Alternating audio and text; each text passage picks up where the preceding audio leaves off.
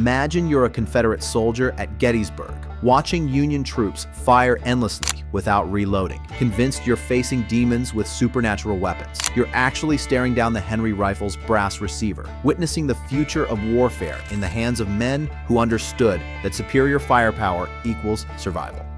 You think Civil War weapons were primitive muskets, slow, single-shot affairs. Revolutionary War technology, dead wrong. Advanced rifles fired faster than modern soldiers. Repeating weapons that seemed impossible. Technology that belonged in the future.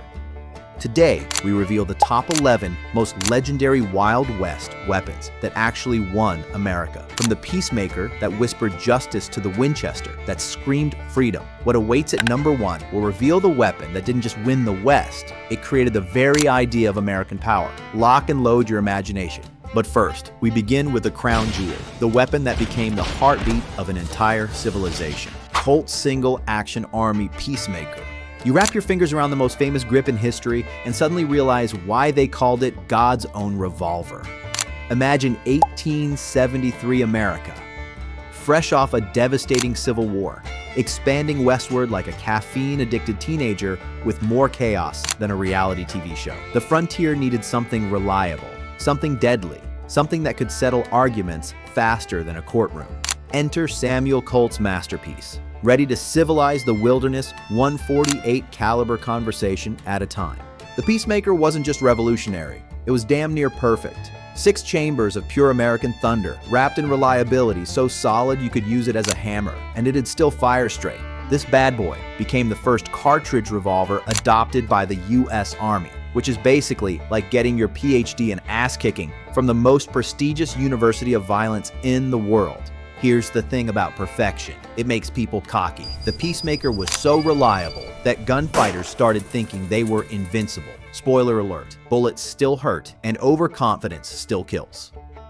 Plus, single action meant you had to manually cock the hammer for each shot, which could slow you down when speed meant survival. Wyatt Earp, Wild Bill Hickok, Bat Masterson. These weren't just names, they were walking advertisements for Colt engineering. The Peacemaker didn't just win gunfights, it won the American West, one perfectly placed bullet at a time. Today, its descendants still serve worldwide, proving that when you get something right, you get it right forever. But before the Peacemaker became everyone's favorite problem solver, another Colt was already making legends out of ordinary mortals. Colt 1851, Navy Revolver. Imagine Wild Bill Hickok's steady heartbeat in Deadwood's No. 10 saloon, his Navy Colts heavy on his hips, moments before Jack McCall's coward bullet would end the greatest gunfighter who ever lived. The 1851 frontier was a deadly lottery where men died fumbling single-shot pistols while enemies reloaded with malicious patience. Death came to those who hesitated, who missed, who trusted inferior weapons with their precious lives. Into this desperate world stepped Colt's Navy, the first weapon to truly deserve the sacred title gunfighter's gun, carried by men who understood that speed plus accuracy equaled survival. The Navy was mechanical poetry written in steel and gunpowder, 6 shots of .36 caliber precision, balanced so perfectly it became an extension of a gunman's deadly intent. That octagonal barrel wasn't decorative. It was a precision instrument that could place bullets exactly where death needed to happen. Fast-draw artists like Hickok transformed this weapon into an instrument of frontier justice that sang death songs from Kansas to California. Percussion caps were the Navy's Achilles heel, turning reliable weapons into expensive paperweights when rain, humidity, or plain bad luck intervened. Nothing destroyed a reputation faster than pulling the trigger and hearing a pitiful click while your opponent's weapon answered with thunderous boom that ended conversations permanently. The Navy created the archetype of the frontier gunfighter. Men like Hickok, who became walking legends with supernatural reflexes and nerves of tempered steel. Over 200,000 Navy Colts civilized the American frontier by making quick-draw artists into folk heroes, whose names still echo through history. While Colt perfected the deadly art of the 6-shooter, another company was preparing to unleash rapid-fire devastation upon an unsuspecting world. Winchester Model. 1873, the gun that won the West.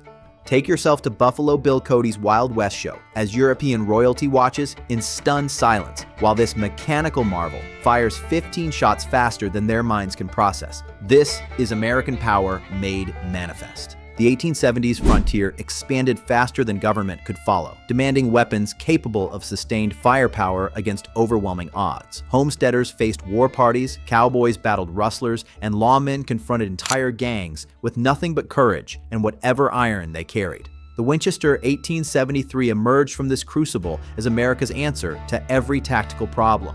More bullets, fired faster, with devastating reliability.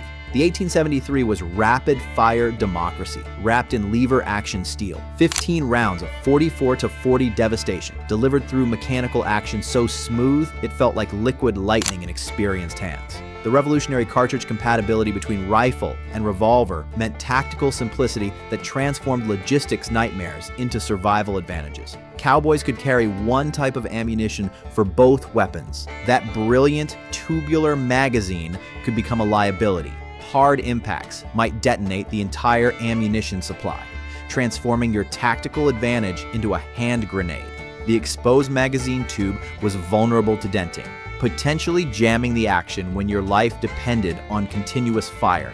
Loading from the front meant awkward reloading positions during firefights.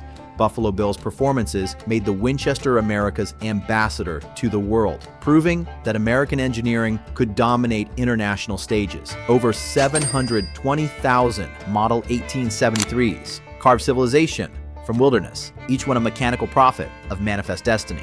But before Winchester mastered the repeating rifle revolution, a Civil War weapon was already demonstrating what rapid fire could accomplish. Henry Rifle. Envision a Confederate soldier's terror at Gettysburg, watching Union troops fire endlessly without reloading, convinced he's witnessing supernatural warfare. He's actually facing Henry's brass-framed miracle. Early Civil War battlefields belonged to muzzle-loading muskets and bayonet charges, where victory went to whoever reloaded fastest under enemy fire. Confederate soldiers grew increasingly desperate, facing Union troops who seemed to possess unlimited ammunition, not understanding they were confronting the future. Benjamin Tyler Henry's lever-action revolution that would rewrite the rules of American warfare forever. The Henry was tomorrow's technology delivered to yesterday's battlefield. 16 rounds of 44 rimfire devastation, fed through a brass-framed action that cycled smoother than silk on steel. Metallic cartridges eliminated percussion cap fumbling, while the rapid-fire capability was so advanced that Confederate troops believed they were fighting wizards armed with supernatural weapons. The golden brass receiver gleamed like captured sunlight.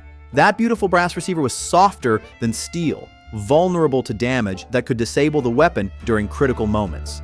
The front-loading magazine created awkward tactical positions during combat reloading.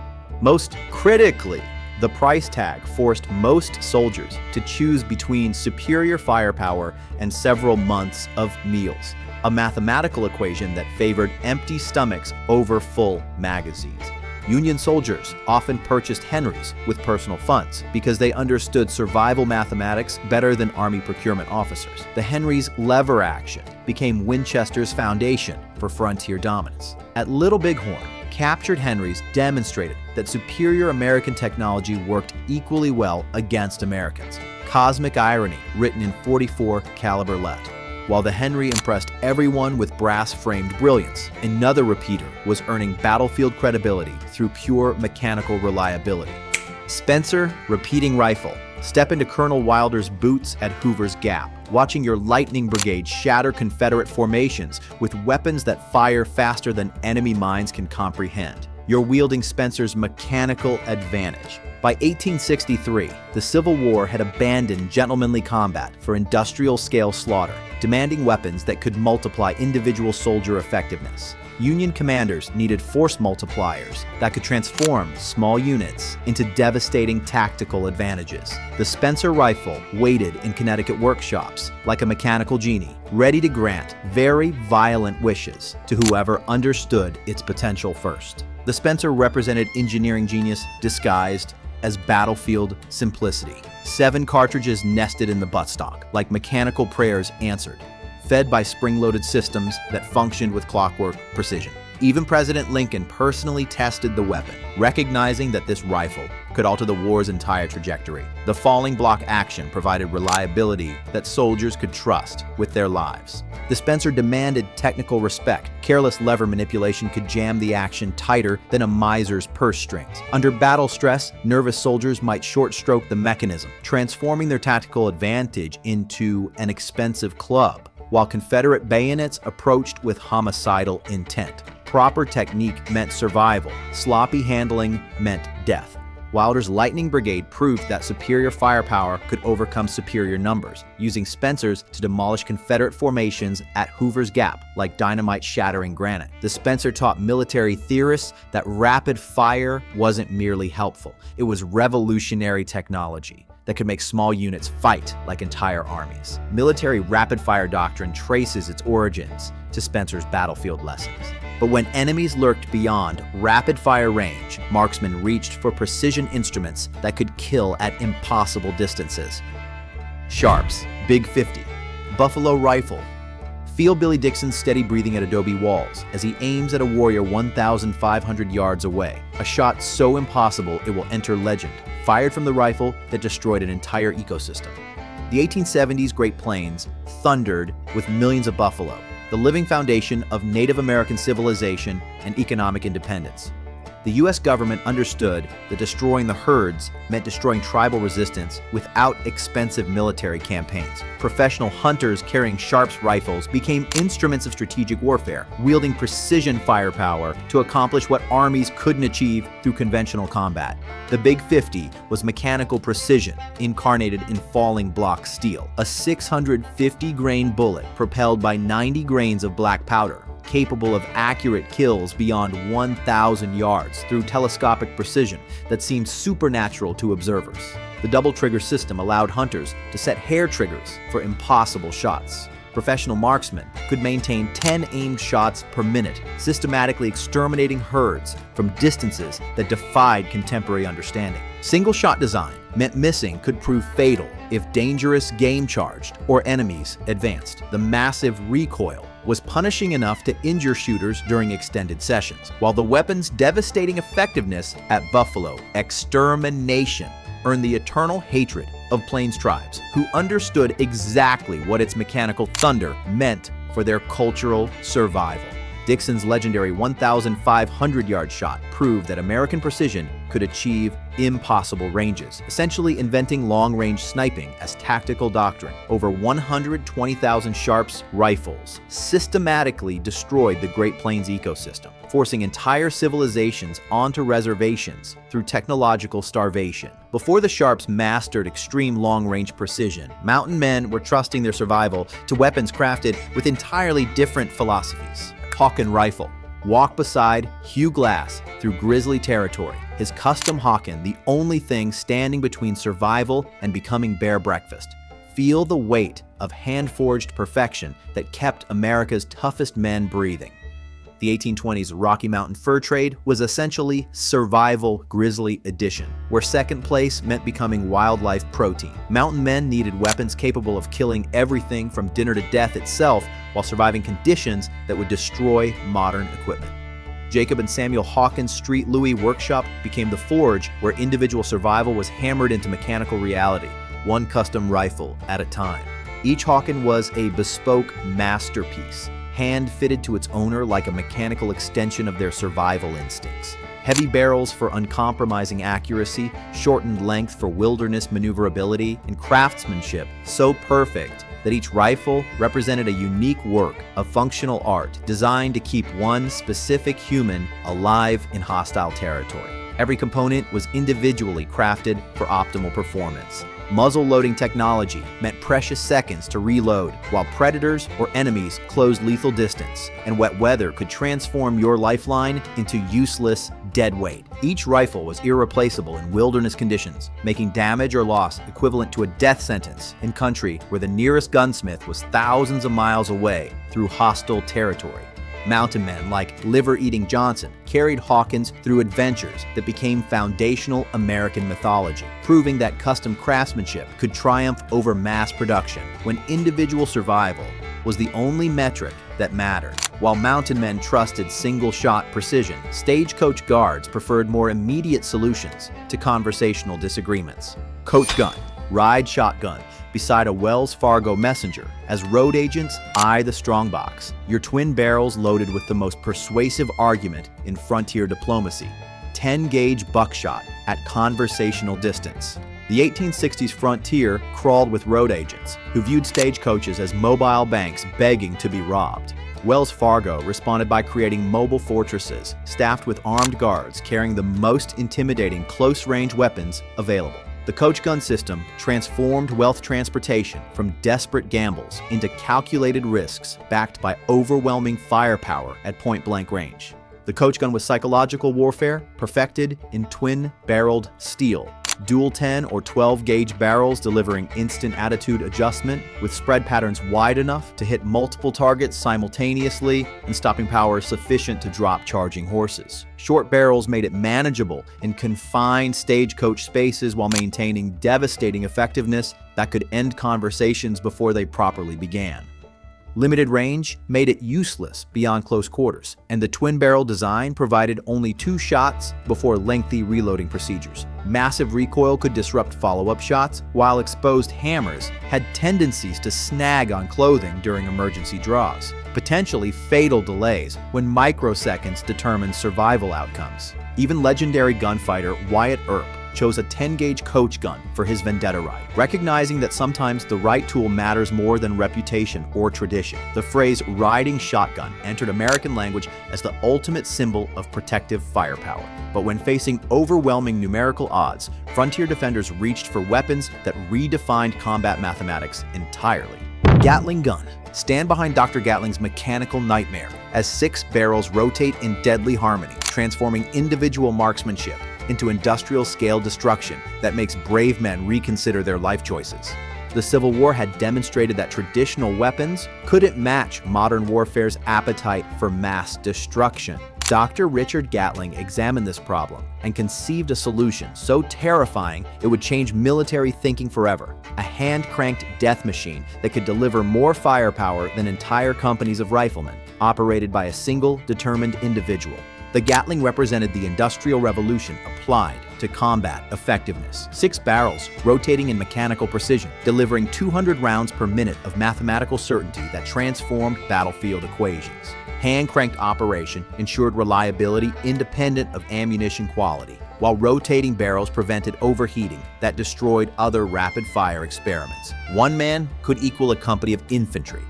Weight and mechanical complexity made it purely defensive, unable to advance with attacking forces across varied terrain. Hand-crank operation required dedicated operators who became priority targets for anyone possessing basic tactical intelligence. Most problematically, its effectiveness was so absolute that many commanders refused deployment, fearing it would make warfare too destructive for civilized survival.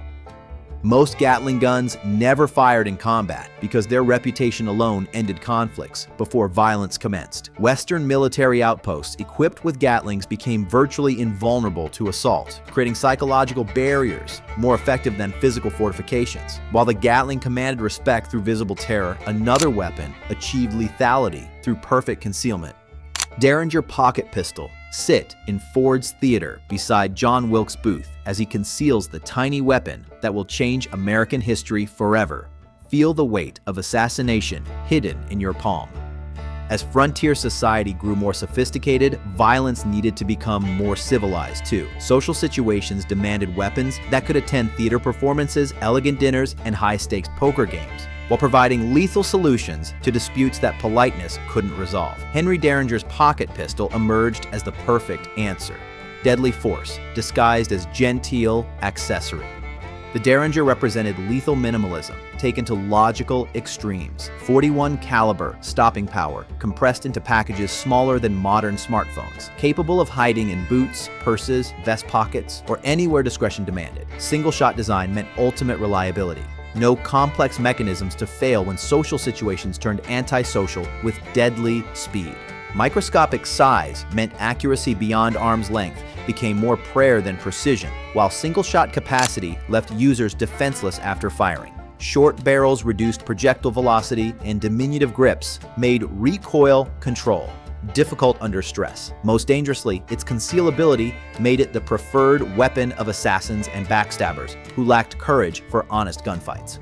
Booth's Philadelphia Derringer proved that tiny weapons could topple giants, demonstrating how concealed firepower could alter the course of nations through single, perfectly placed shots. Gamblers, ladies, and gentlemen carried Derringers as ultimate equalizers in situations where physical size meant nothing against superior technology. The Derringer established concealed carry principles that continue influencing personal protection philosophy today. And finally, we encounter the weapon that proved American engineering could impress even the mighty Russian Empire. Smith & Wesson Model 3 Schofield. Watch Pat Garrett's hands steady on the revolver that will end Billy the Kid's legend, the same weapon design that convinced the Tsar of Russia to order 60,000 examples for his empire. The 1870s international arms market belonged to European manufacturers who dismissed American weapons as crude frontier tools unworthy of serious military consideration. Smith & Wesson's Model 3 shattered these assumptions like artillery shells, destroying castle walls, delivering precision engineering that attracted attention from Russian military procurement officers seeking weapons worthy of global empire. The Model 3 was revolutionary technology disguised as evolutionary improvement. Top break action provided lightning-fast reloading through automatic ejection of spent cartridges, while superior metallurgy delivered accuracy and reliability that exceeded European manufacturing standards. The .44 Russian cartridge became the international benchmark for revolver ammunition, proving American innovation could establish worldwide technical standards. Complex top break mechanisms proved more fragile than solid frame designs, prone to loosening under sustained hard use that could disable the weapon during critical moments. Automatic ejection systems could malfunction, leaving operators with expensive paperweights when reliability mattered most. Sophisticated engineering made field repairs nearly impossible without specialized tools and technical expertise. Garrett chose a Schofield to hunt Billy the Kid because he understood that the most notorious outlaw in New Mexico demanded the most advanced technology available. Over 60,000 Model 3s served Russian and Japanese military forces, proving that American engineering could compete successfully with centuries-old European gun-making traditions.